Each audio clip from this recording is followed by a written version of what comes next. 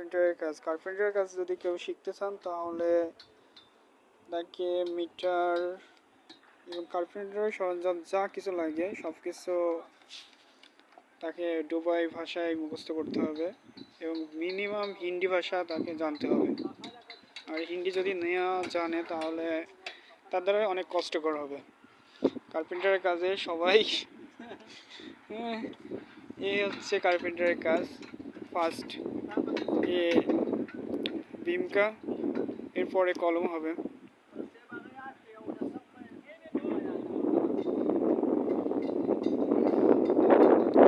দেখেন আপনারা সবাই, কার্পেন্টারের কাজ এত সহজ না, আবার এত কঠিনও না।